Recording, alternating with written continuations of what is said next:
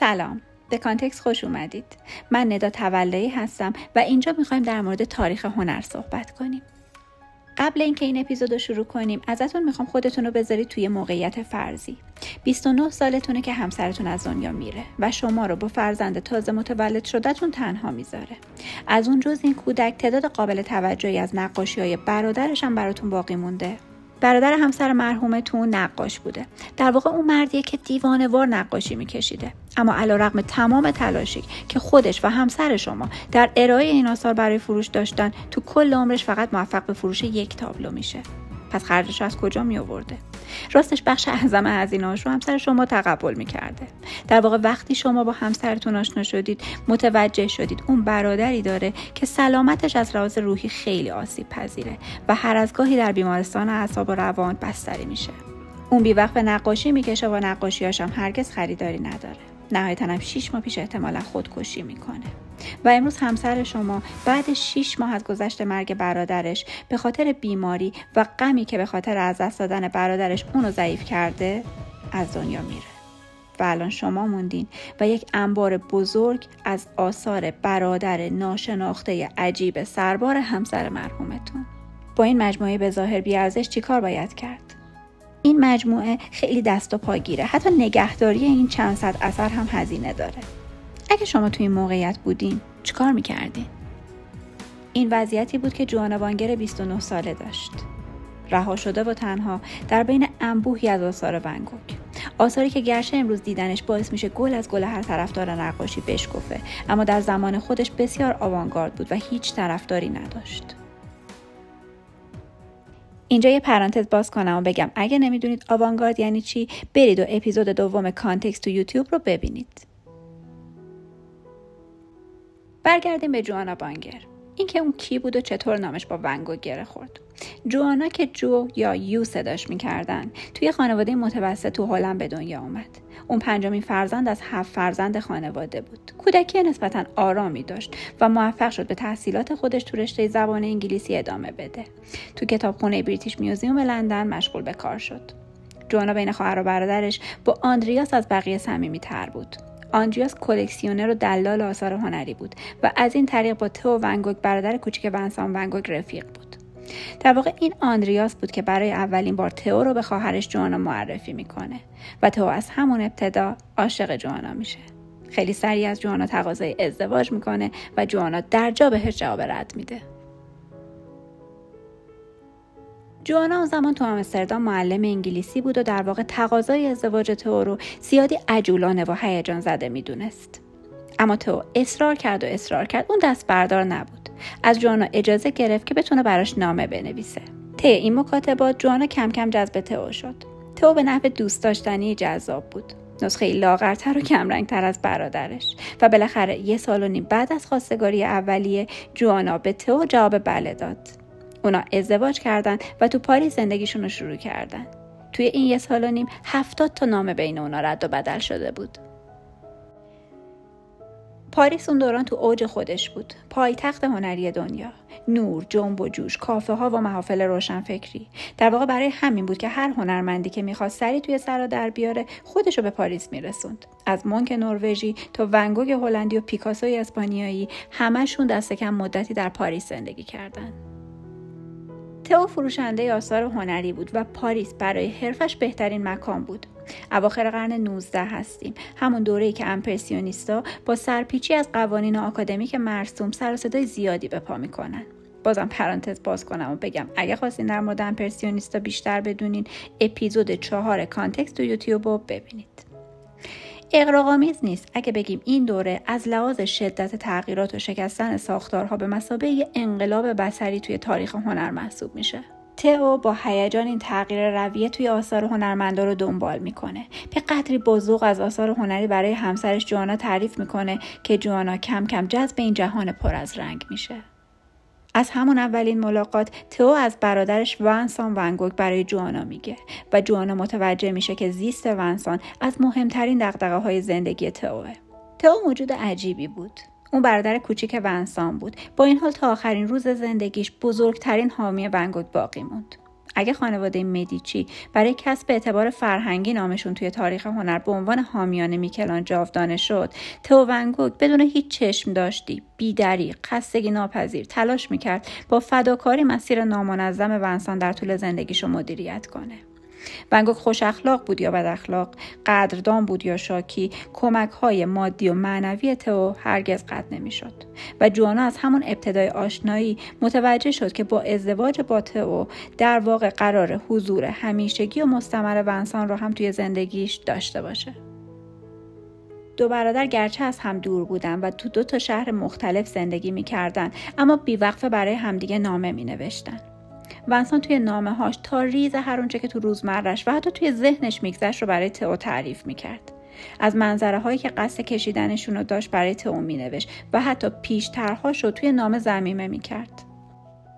ون گوگ در واقع از اون هنرمندایی بود که خیلی دیر نقاشی رو شروع کردن و خیلی زود هم متاسفانه تموم کرد. از 27 سالگی تا 37 سالگی عمر مفید حرفه‌ای ون گوگ به عنوان نقاش بود.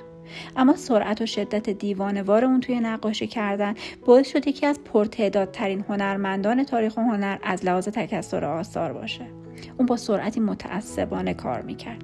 گاهی اوقات روزی 1 تابلو، درختان زیتون، دهقان‌ها زیر آفتاب، گندمزارها، شکوفه‌های بادام، درختان صنوبر و آسمان‌های زرد رنگ، یکی بعد از دیگری روی بوم با رنگ ضخیم ثبت میشد و برای تئو ارسال میشد، به امید اینکه بتونه خریداری برای اونا پیدا کنه. اما تئو موفقیت چندانی توی جذب خریدارا نداشت و آثار ون گوگ از نظر مخاطبای اون دوره سه‌بعدی و زمخت و نخراشیده و اصلا تاشای قلمش خشونت‌آمیز به نظر می رسید. رنگ‌های پر از کنتراستش به نوعی حس خامی رو به بیننده منتقل می کرد. الان شاید برای ما فهمیدن این قضیه یه مقدار مشکل باشه، به خاطر اینکه ما عادت کردیم آثاری شبیه به نقاشی‌های ون گوگ رو ببینیم و بپسندیم. یعنی اصلا این در ذهن ما نهادینه شده، عادی سازی شده به نوعی. ولی مثلا شما بیاین مقایسه بکنید اثر ون گوگ رو با یه اثری از دوران مثلا رنسانس. ببینید چقدر رنگ‌هایی که تو دوران رنسانس به کار رفته، قهوه‌ای و تیره و خاموش و کنتراست‌ها نسبتاً پایین هستن. کنتراست یعنی تضاد رنگ‌ها خیلی پایینن. حالا یه نقاشی ون گوگ رو ببینید. استفاده کردن از رنگ‌های اصلی تو نقاشی اصلاً مرسوم نبود. درسته که امپرسیونیست‌ها اون زمان اومده بودن و نسبتاً آثارشون آوانگارد بود، از رنگ‌ها استفاده بیشتری کرده بودن، اما بازم در حد ون گوگ آثارشون انقدر پر کنتراست نبود. وضعیت سلامت ونسان وقتی که جوانا وارد زندگی تئو شد رو به وخامت بود. درست همزمان با وقتی که تئو و جوانا نامزدی خودشون رو اعلام می‌کردن، ونسان توی جنوب فرانسه با گوگن همخونه بود. با همدیگه دعواشون میشه، به ون گوگ حمله عصبی دست میده و گوشش رو با چاقو میبره. بعدم خودخواسته و داوطلبانه تو بیمارستان اعصاب و روان بستری میشه. البته تمام این مدت نامه‌نگاری بین 2 برادر برقرار بوده. یه روز جوانا و تئو تو خونه بودند که طبق روال همیشه یه تابلوی دیگه به همراه یک نامه توی پاکت زرد از ونسان به دستشون میرسه. وقتی تئو لفاف تابلو رو باز میکنه حسابی از دیدنش ناامید میشه. روی بوم نقاشی از منظره‌ای بود که ون گوگ شبا از پنجره اتاقش توی آسایشگاه میدیده. البته ون گوگ این نقاشی رو شب نکشیده، بلکه روز و با اتکا به حافظه و تخیلش کار میکنه. مشکل تئو هم همین بوده. اون میدید که برادر نقاشش مدام داره از طبیعت نگاری که تو جامعه هنری مرسومه دورتر و دورتر میشه. میدونست که همچین نقاشی سمبولیکی هیچ خریداری نداره. مردم دوست نداشتن چیزایی که وجود نداره رو تو نقاشی ببینن. آخه کدوم آسمونی این شکلیه؟ البته منظور از چیزایی که وجود نداره چیزای تخیلی نیست. منظور ناتورالیسمه، نه رئالیسم. یعنی چی؟ یعنی مثلا اگه یه نقاشی آسمون رو کار میکرد، باید آسمونه شبیه آسمون واقعی می بود. حالا اگه 4 فرشته هم توش پرواز میکردن مشکلی نبود، ولی فرشته ها باید طبیعت گرایانه و شبیه به آدمهای واقعی بالدار می بودن. اما آسمون ون گوگ رو ببینید، هیچی شبیه به یه آسمون واقعی نیسته، شبیه آسمون کارتونیه. ونسان توی نامه برای تئو و جوانا نوشته بود که مخصوصاً انقدر آسمون رو اغراق‌آمیز کار کرده. او می‌نویسه امروز صبح ساعت‌ها قبل از طلوع آفتاب حومه شهر رو از پنجره با کمک نور ستاره‌های صبحگاهی دیدم که بسیار بزرگ به نظر می‌رسیدن. ولی تو جواب نامه‌ای که تئو به ون گوگ می‌نویسه میتونیم ناامیدی تئو رو به خوبی ببینیم. اون می‌نویسه: من فکر میکنم وقتی آثار واقعی تر خلق میکنی قوی تر هستی. با این حال اون 150 فرانک دیگه برای مخارج ون گوگ ضمیمه اعلام کرد. باورتون میشه این اثر که امروز تا این حد نه تنها مشهور بلکه محبوبه. اون زمان نه تنها هیچ خریداری نداشته بلکه میخی بوده بر تابوت آخرین بارقه های امید تئو به نقاش شدن برادرش. البته یه چیز دیگه هم تو محبوبیت این تابلو به نظر من خیلی تاثیرگذاره که ربطی به قصه الانمون نداره ولی دلم نمیاد نگمش. یا بذارید آخر این اپیزود بگم که خیلی هم دیگه از داستان تئو و جوانا دور نیافتیم. برگردیم به قصه. تقریبا 9 ماه بعد از ازدواج جوانا و تئو اونا صاحب یه پسر کوچولو میشن. میتونید حدس بزنید اسمشو چی میذارن؟ بله، ونسان، هم نام عموی نقاشش. بهار 1890 وقتی که کودک تازه به دنیا اومده، نامه ای از ونسان به دست تئو میرسه که توش گفته بود برای دیدنشون به پاریس میاد. این اولین باری بود که جوانا قرار بود ونسان ون گوگ رو ببینه. همیشه فقط از اون شنیده بود. بر اساس چیزایی که شنیده بود منتظر دیدن یک بیمار روانی فرسوده و ضعیف بود. آدمی که تو آسایشگاه روانیه، آدمی که گوشش رو بریده، آدمی که هیچ کدوم از نقاشیاش خریداری نداره. برادر شوهر جوانا اصلا شبیه تصورش نبود. جوانا می‌نویسه اولین چیزی که با دیدن ونسان به ذهنم رسید اینه که اون بسیار قوی تر از تئو به نظر میرسه. جوانا بالاخره خالق نقاشی‌هایی که سرتاسر دیوارهای خونش رو پوشونده بود ملاقات می‌کرد. جوانا تعریف میکنه که ون گوگ روبروی بوم‌ها می‌ایستاد و به دقت به همشون نگاه میکرد. اون سر حال و محکم بود. با تئو به اتاقی که کودک در اون خوابیده بود رفتن. جو میگه که دیده 2 برادر در حالی که اشک تو چشماشون حلقه زده به گهواره خیره شده بودن. اون روز کسی نمیدونست که این یکی از معدود دفعات و قطعاً آخرین باریه که این خانواده در کنار هم خوشحال هستن. هفته ها بعد باز خبری از ون گوگ به جوانا و تئو رسید. خبر به قول شاملو کوتاه بود و جانکاه. ونسان ون گوگ به خودش شلیک کرده. اون زمان تئو ترتیبی داده بود که ونسان در روستایی در شمال پاریس تحت مراقبت‌های دکتری به نام پل گاشه قرار بگیره. اون امیدوار بود که رویکرد درمانی دکتر گاشه به برادرش کمک بکنه که این خبر بد بهش میرسه. تئو سریعا به محل زندگی ونسان میره. ونسان 2 روز در بستر زنده میمونه و تئو شاهد اینه که بالاخره برادرش، کسی که تمام عمر سعی در حمایت ازش داشت، جلوی چشمش از دنیا میره. به گفته تئو آخرین کلمات ونسان این بود: غم و اندوه برای همیشه باقی خواهد ماند.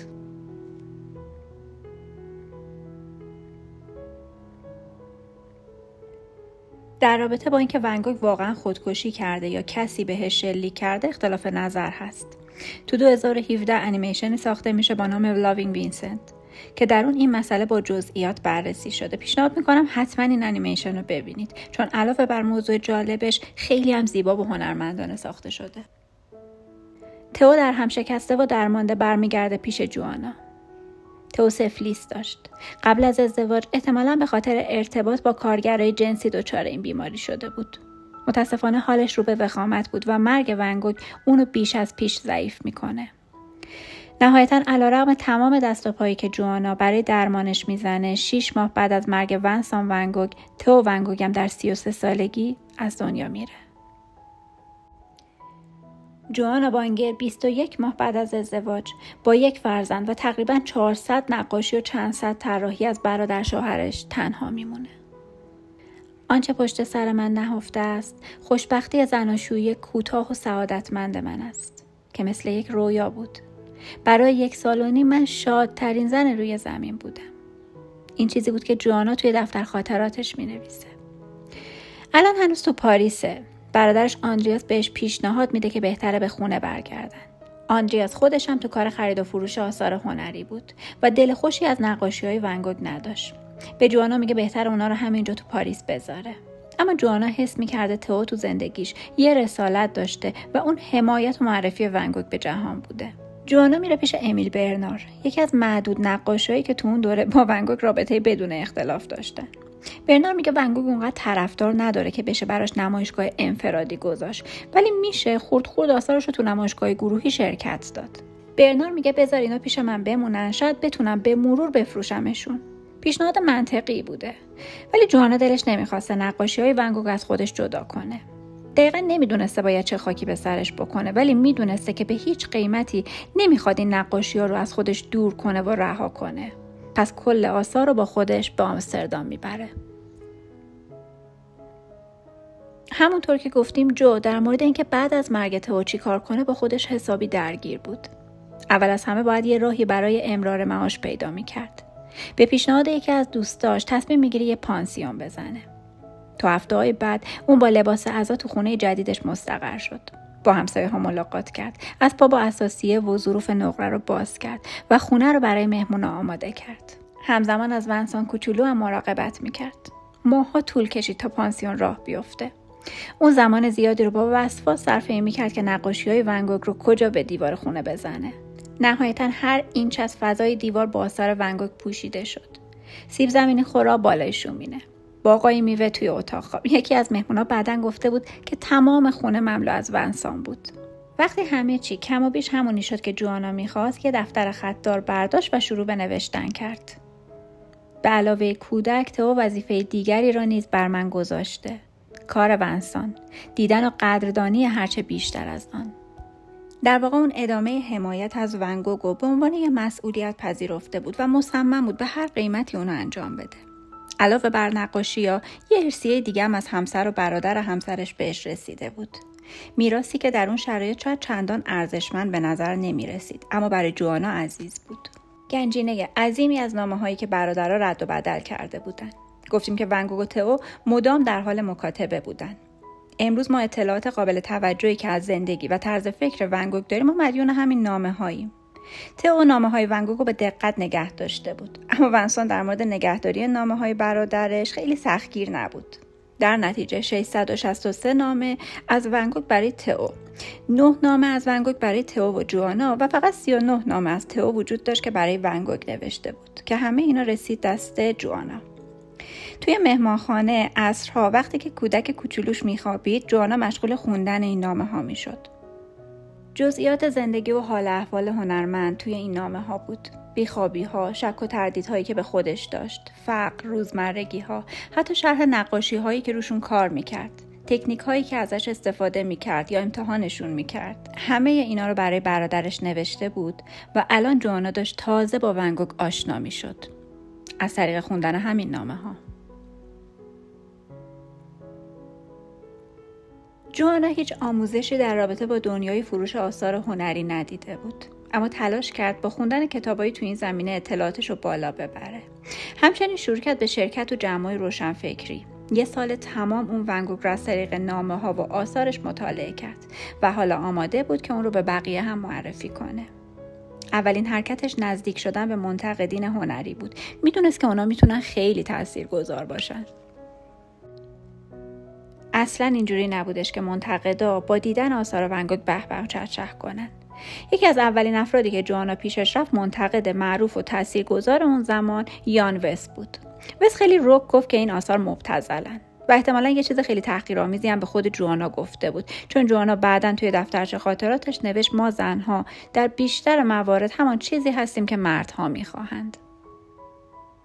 با این حال جوانا عزمش رو جذب کرده بود که اونو متقاعد کنه.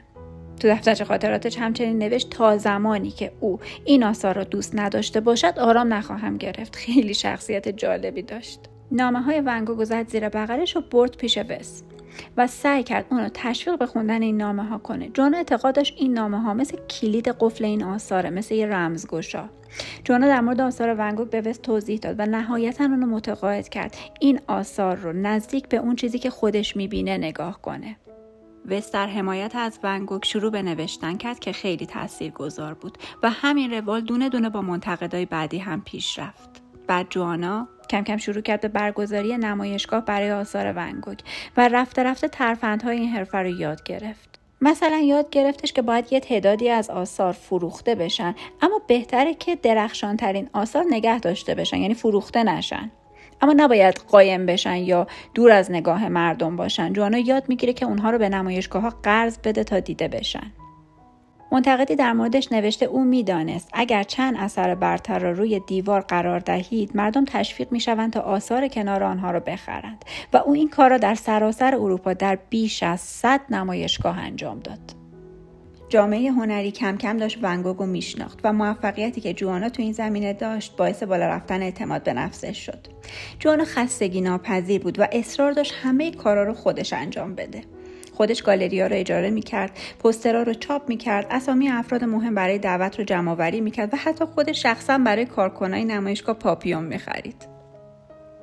مارتین گیفورد نویسنده کتاب خانه زرد که در مورد اون 9 هفته‌ای که ون گوگ و گوگن با همدیگه زندگی کردن این کتاب رو نوشته، اعتقاد داره که جوانا برای معرفی ون گوگ 3 کار مهم و تاثیرگذار کرد. اول اینکه نامه‌های ون گوگ رو تیکه تیکه و به مرور چاپ کرد. دوم اینکه تعدادی از نقاشی‌ها رو فروخت و سوم اینکه نقاشی‌هایی رو که نفروخته بود رو به نمایشگاه‌های بین‌المللی قرض داد تا دیده بشن. بریم به 1905 آمستردام. الان 14 ساله که از مرگ ون گوگ و تئو میگذره. پسر جوانا ونسان 15 سالشه و تو کارها به مادرش کمک میکنه. دارن با هم مقدمات برپایی نمایشگاه ون گوگ رو با 484 اثر فراهم میکنن. منتقدا از سراسر اروپا به نمایشگاه اومدن. به نظر میرسه تو این 14 سال جوانا موفق شده کاری کنه که همه در دنیای هنر ونسان رو بشناسن و از تلاش غم‌انگیز مادام العمرش برای انتقال هنرش به لطف جوانا آگاه باشن. بعد این نمایشگاه قیمت آثار 2 تا 3 برابر افزایش پیدا کرد. جوانا موفق شده بود. به نظر می رسید مأموریتش رو به اتمامه. بالاخره مخاطبین اونجور که شایسته بود ون گوگ رو می دیدن. اما جوانا دست بردار نبود.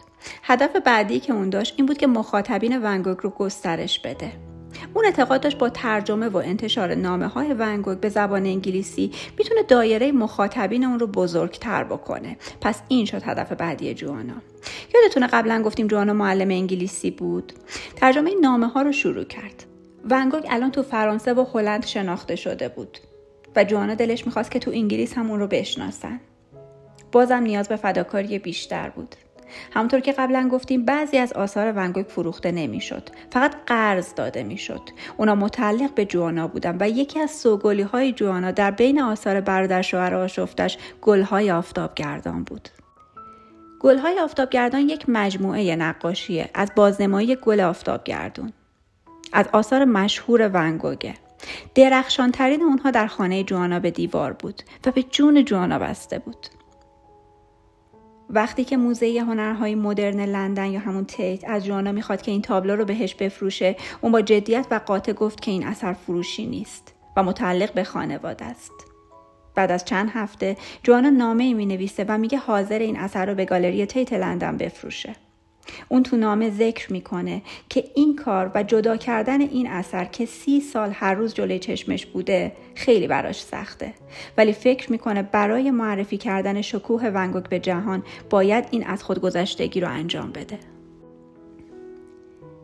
این تصمیم هوشمندانه بود.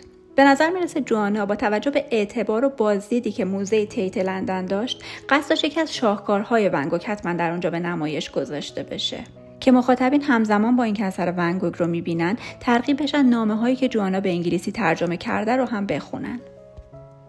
پس از گل‌های آفتابگردان عزیز و دوست داشتنیش دست میکشه و اون رو به گالری تیت میفروشه. زرد رنگ مورد علاقه ون گوگ بود. راستش انقدر مورد علاقه که گاهی تیوب‌های رنگ روغن زرد رو میخورد. مشخص نیست چرا این کارو میکرد. برخلاف نظر عامه که اعتقاد داشتن اون با خوردن این رنگ پرنشاط میخواست شادی رو به روح خودش تزریق بکنه، اما احتمالاً دلیلش بیماری بوده و همچین ایده سانتیمانتالی پشتش نبوده. گل‌های آفتابگردان زردترین نقاشی ون گوگه. چرخه‌ای از زندگی گل آفتابگردان، از غنچه تا بالغ و تا پژمرده، مثل زندگی انسان. بعد موفقیت‌هایی که جوانا تو اروپا به دست آورده بود، وقت این بود که آمریکا رو هم با ون گوگ آشنا کنه. اون اروپا رو ترک کرد و مدت 3 سال به نیویورک نقل مکان کرد. راضی کردن آمریکایی‌ها که ذائقه‌شون هنوز شبیه اروپا نبود به کندی پیش میرفت. جوانا کم کم پا به سن میذاشت. به پارکینسون مبتلا شده بود. نهایتاً به آمستردام برگشت و سالهای آخر زندگیش رو کنار پسرش، عروسش و نوش گذروند. همین سالها بود که آخرین وظیفه خودش به دوش خودش انداخته بود رو هم انجام داد. جوانا ترتیبی داد که بقایای پیکر تئو رو که در گورستانی در هلند دفن شده بود بیرون بیارن و به گورستانی که ون گوگ در اونجا هست منتقل کنن. دو برادر کنار هم قرار گرفتن و جوانا شخصا به همه جزئیات نظارت داشت، از نبش قبر گرفته تا سفارش سنگ قبرهای مشابه. به این ترتیب بود که تئو و ون گوگ که تو طول زندگی کوتاهشون حتی از دور هم با هم بودن، برای همیشه کنار هم آروم گرفتن. و نهایتاً جوانا ون گوگ بانگر در حالی که تا زمان مرگش به مدیریت فروش و معرفی میراث ون گوگ ادامه داد، در 2 سپتامبر 1925 در 62 سالگی تو خونه روستاییش در هلند درگذشت. بعد از مرگ جوانا پسرش ونسان میراثدار ون گوگ شد و ادامه دهنده رسالت مادر در حفظ میراث عمو و پدرش، تا اینکه نهایتاً دولت هلند موزه ون گوگ در آمستردام رو ساخت. اما برسیم به اینکه آمریکا کی ون گوگ رو پذیرفت. 2 سال بعد از مرگ جوانا اولین نسخه انگلیسی زبان نامه‌ها در لندن و آمریکا منتشر شد. این کتاب حاوی مقدمه‌ای از جوانا بود. 7 سال بعد اروینگ استون رمان پرفروش شور زندگی رو در مورد زندگی ون گوگ با استناد به نامه‌های رد و بدل شده بین اون و تئو نوشت. در 1941 موما اولین اثر از ون گوگ رو خرید. موما موزه هنرهای مدرن نیویورکه و اعتبار زیادی در زمینه هنر مدرن در سطح جهانی داره. کدوم اثر رو خرید؟ شب پرستاره. اولین اثر از ون گوگ که به موما راه پیدا کرد. و بدیهیه که موما با توجه به اعتبار و شهرتی که داشت در معرفی و ترویج بصری این شاهکار سنگ تموم گذاشت. نسخه های بیشماری از شب پرستاره چاپ شد و تصویر این نقاشی روی انواع اقلام مصرفی مثل کیف و کفش و لباس و اینجور چیزا قرار گرفت. تو نمایشگاه‌های مختلف شب پرستاره در پروژکتورهای بزرگ روی دیوار میرفت و عناصرش انیمیت میشد. نمیخوام بگم شب پرستاره بی ارزش بود و آمریکا با تبلیغات اون رو به ناحق مشهور کرد، اما قطعاً در شهرتش تاثیرگذار بود. بالاخره خیلی اهمیت داره که شما در ترویج بصری اثری که حق مالکیتش رو داری فعال باشی، یا مثلا مثل موزه هنرهای معاصر ما 7 تا سوراخ کارهای اندی وارهول رو قایم کنی به بهونه اینکه چهره فرح پهلوی رو بازنمایی کرده. شب پرستاره جزو آثاری بودش که از طریق جوانا فروش رفته بود و همونطور که قبلا هم گفتیم جوانا آثار خیلی شاهکار به نظر خودشون نمیفروخت هرگز. این اثر شاید به خاطر اون روزی که تئو اولین بار دیده بودش و حسابی جا خورده بود تو ذهن جوانا، حکم جوجه اردک زشتو داشت. این تقریبا همون جایگاهی بودش که ون گوگ پیش نقاشای هم عصر خودش داشت. اون جوجه اردک زشت نقاشا بود، هیچکی نمیخواستش جز جوانا. اما موما برای شب پرستاره همون کاری رو کرد که جوانا برای ون گوگ. با پشت کار و فعال برای معرفیش وقت گذاشت تا نهایتاً موفق شد شکوهش رو به رخ دنیا بکشه. امروز این اثر یکی از مشهورترین شاهکارهای بصری در سطح جهانیه و سوگلی موماست. ما میدونیم که جوانا تمام نامه‌های ون گوگ رو با دقت خونده بود. تو یکی از همین نامه‌ها ون گوگ یه چیزی میگه که به سختی میتونیم قبول کنیم که جوانا تمام عمر تحت تاثیر این طرز تفکر ون گوگ نبوده. ون گوگ مینویسه کسی که میخواهد فعالیت کند نباید از اینکه گاهی اشتباه کند بترسد. نباید از اینکه گاهی لغزش داشته باشد بترسد. خیلی از انسان‌ها فکر می‌کنند برای اینکه انسان خوبی باشند باید دقت کنند که به هیچ کس هیچ آسیبی نرسانند. این یک دروغ است. هیچ کاری نکردن و هیچ اشتباهی نکردن توقف است. ایستادن است، متوسط ماندن است. هر وقت یک بوم خالی میبینی که به شکل احمقانه‌ای به تو خیره شده و نگاهت میکند، با قلم و رنگ بر گوشش بکوب تا از خواب برخیزد. نمیدانی که نگاه خیره بوم خالی به هنرمند چقدر فلج کننده است. انگار به تو میگوید تو هیچ کاری نمیتوانی بکنی. تأثیرگذاری نگاه خیره بوم خالی گاهی چنان است که نقاشان را به احمق‌های ترسو تبدیل می‌کند. نقاشان زیادی را میشناسم که از بوم خالی میترسند و نمیدانند که این بوم خالی است که از یک نقاش پرشور بر خود میلرزد. زندگی هم برای اکثر ما چنین چیزی است. یک بوم خالی، بی‌معنی، چیزی که نگاه خیرش انگیزه و روحیه را از تو میگیرد. اما مهم نیست که زندگی چگونه به نظر می آید. از نگاه سرد و بیروحان نباید ترسید. کسی که ایمان و انرژی و امید دارد و حتی چیزکی می داند مقابل بوم خالی زندگی فلج نمی شود. رنگ را به گوشه از آن می پاشد و ترسیم تصویری بزرگ را آغاز می کند. و این دقیقاً همون کاری بود که جوانا بانگر کرد. خب این اپیزودم تمام شد. ممنونم که تا اینجا همراه بودین و امیدوارم که با طولانی بودنش خستتون نکرده باشم. مثل همیشه خوشحال میشم که نظرتون رو تو کامنت برام بنویسید و اگه این اپیزود رو دوست داشتین میتونید با به اشتراک گذاشتنش تو ادامه کار کانتکست به من کمک کنید.